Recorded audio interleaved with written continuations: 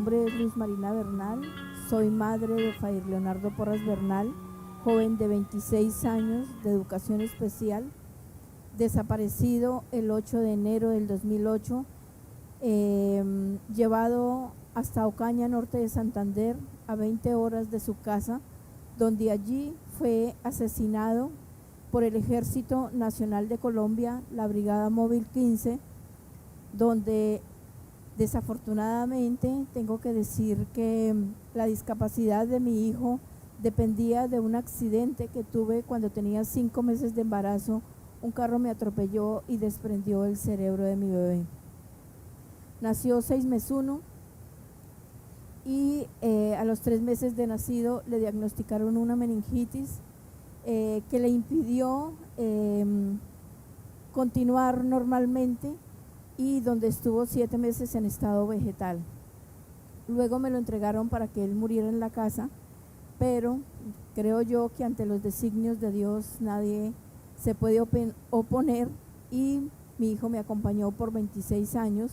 Desafortunadamente él nunca pudo aprender a leer, ni a escribir, ni a identificar el valor del dinero. Quedó con una discapacidad en su brazo y pierna derecha, pero también quedó con una mentalidad de un niño de 8 años. Él fue llevado hasta Ocaña, norte de Santander, y allí fue asesinado por la Brigada Móvil 15, donde lo hicieron pasar por el jefe de una organización narcoterrorista. Desafortunadamente no es solamente el caso de Fair Leonardo Porras Bernal el que haya desaparecido, sino estamos hablando de más de 10.000 ejecuciones extrajudiciales, aunque es una palabra que no me gusta decir, sencillamente porque en Colombia no existe la pena de muerte. Y allí esta cantidad de personas fueron asesinadas por el Ejército Nacional de Colombia, donde los hicieron pasar por bajas legales en combate, y hoy vemos con gran tristeza que el Ejército Nacional no quiere reconocer los hechos ocurridos respecto a lo que pasó. La búsqueda de mi hijo duró 8 meses, donde allí vemos que la responsabilidad es de Álvaro Uribe Vélez, con la creación de una ministerial 029, que es la que invita a los militares a presentar grandes bajas en combate, y de esta manera vemos que la remuneración económica que los militares recibían era de acuerdo al rango de la persona abatida supuestamente en combate. De esta misma manera les pagaban. Vemos que las víctimas principales en Colombia fueron las personas indígenas, afros, campesinas, raizales, palenqueras, donde allí también vemos una característica muy importante: ¿por qué los hijos de las mujeres cabeza de hogar?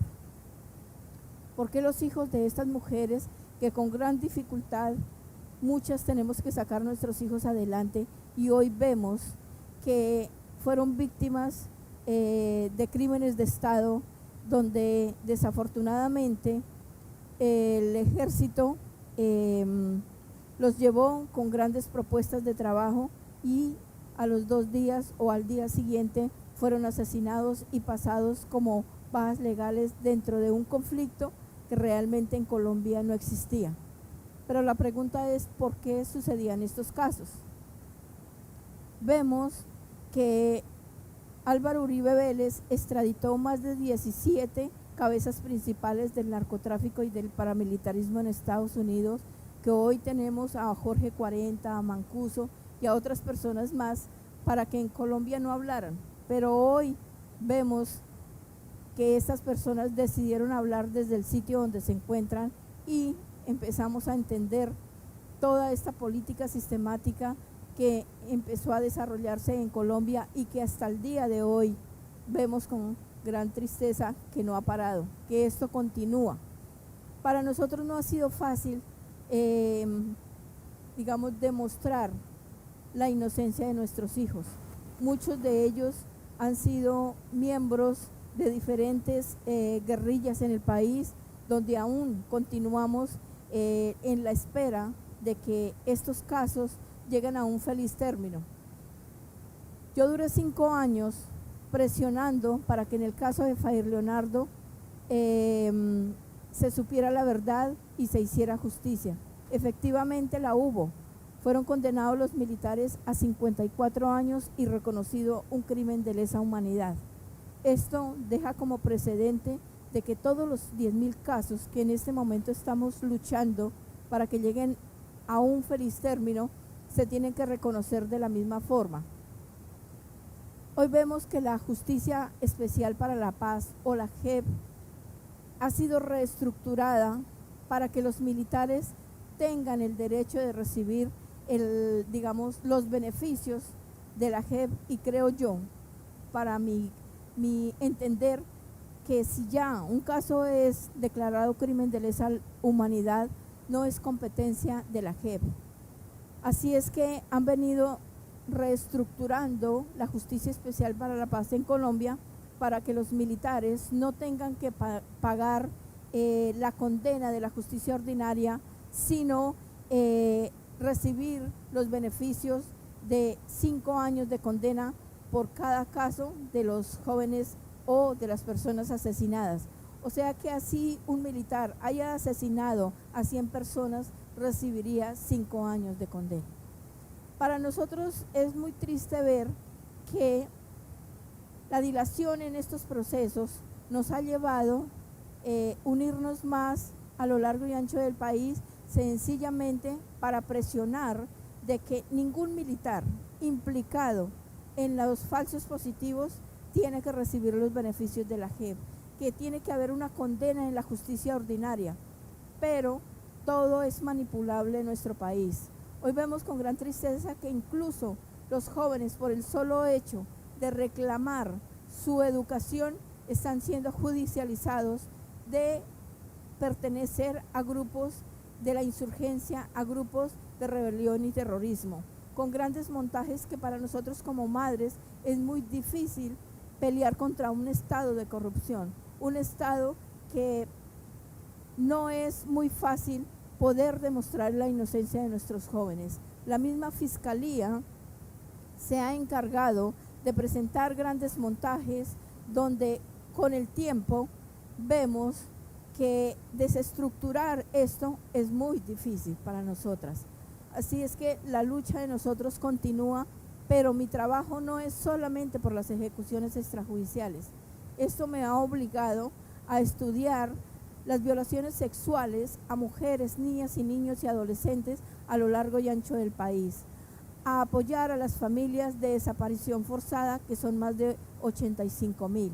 También vemos que hay grandes masacres, genocidios, desplazamientos, reclutamiento de menores, trata de personas, confinadas más de 120.000 personas en cárceles como presas y presos políticos, pero también tenemos esta trata de personas que son niñas y niños que son llevados y vendidos en grandes subastas para poder de esta manera esta gente abusar de estas niñas inocentes, de estas personas explotadas sexualmente y laboralmente. El reclutamiento de menores para nosotros es difícil tratarlo, ya que hay reclutamiento legal e ilegal, y el despojo de territorios es demasiado grande. Pero también tenemos que hablar de aquellas familias refugiadas, exiliadas y migradas en diferentes partes del mundo. Es un trabajo muy difícil, pero alguien tiene que empezar a hacer estos trabajos. Y hoy habemos muchas mujeres tratando de mostrar una realidad colombiana y decirles que en Colombia el proceso de paz nunca se dio. Juan Manuel Santos le incumplió no solamente a las víctimas, le incumplió a un país, pero también le incumplió a las FARC, que fue la que hizo la dejación de armas, la que llegó a los acuerdos y la que trabajó 5 años junto con las víctimas para poder llegar al proceso de paz que se llevó durante 4 o 5 años en La Habana. Hoy vemos con gran tristeza que todo esto que se estructuró, ahora lo vemos reestructurado y desafortunadamente no vemos cómo poder recuperar aquellos digamos, procesos que se llevaron y que habían llegado a un término positivo para iniciar realmente un proceso de paz. Un proceso de paz realmente sería invitar a todas las guerrillas que existen dentro del país, a los paramilitares, a las barras bravas que se encuentran, que desafortunadamente hoy vemos también que se están saliendo del contexto, que para un partido de fútbol, si no hay muertos, no se logra absolutamente nada. Entonces, el trabajo que hoy estamos haciendo, tanto nacional como internacional y regional, es un trabajo demasiado fuerte. Y creo que ese trabajo lo tenemos que hacer nosotras las mujeres. Muchas veces nos preguntan, ¿pero dónde están los hombres? Sí, es una pregunta interesante, pero los hombres, muchas de las mujeres que estamos al frente de esta situación, es porque a nuestros hombres nos los han asesinado, a nuestros hijos nos los han arrebatado. Y de esta manera, por eso es que estamos caminando solas dentro de un conflicto armado, que incluso somos el botín de guerra de un país, que es un país que actúa con una frialdad, con una negatividad, donde nos están cerrando las puertas para que nosotros no continuemos. Pero yo creo que el día que nosotros dejemos de recuperar la memoria de nuestro país, dejemos de luchar por nuestros desaparecidos o dejemos de luchar por nuestros hijos, ese día es porque ya no existimos. Porque hoy en día la memoria, la historia de nuestro país ya la sabe todo el mundo. Pero mientras estemos vivas tenemos que trasegar dentro de este proceso. Y por eso he dicho, yo parí a mi hijo para mi vida, pero mi hijo me parió para la lucha. Y creo que ese es el sistema de que nosotras las mujeres tenemos que seguir adelante. Muchas gracias.